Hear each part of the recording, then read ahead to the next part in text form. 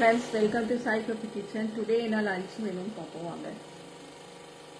என்ன சாப்பாடுனா காலையில ஊத்தப்பம் ஊற்றி எடுத்து வச்சிருக்கேன். இதுக்கு காம்பினேஷனா கார சட்னி அரைச்சு நல்லெண்ணெய் ஊற்றி எடுத்து வச்சிருக்கேங்க. அப்புறம் லஞ்சு சுட சுட சாதங்க, சுட சுட சாதம். அப்புறமா கொள்ளு துவையல் அரைச்சி எடுத்து வச்சுருக்கேன். இன்றைக்கி எங்கள் வீட்டில் எல்லாருக்குமே கொஞ்சம் ஜலதோஷமாக இருக்குது. அதனால் கொள்ளு துவையல் கொள்ளு ரசம் பண்ணி எடுத்து வச்சுருக்கேன்.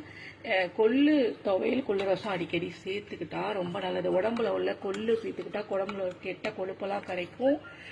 சளி கொள்ளு ரசம் நல்லா சூடாக குடிச்சிங்கன்னா நெஞ்சு சளியெல்லாம் கரைச்சிக்கிட்டு வந்துடுங்க. இது ரெண்டுமே ஃபுல் வீடியோ என் சேனலில் போட்டிருக்கேன். கொள்ளு துவையல் கொள்ளு ரசம். அப்புறமா வாழைக்காய் வறுவல் பண்ணியிருக்கேன். இதுக்கு நான் இன்னைக்கு வாழைக்காய் வறுவல் பண்ணி எடுத்து வச்சுருக்கேன்.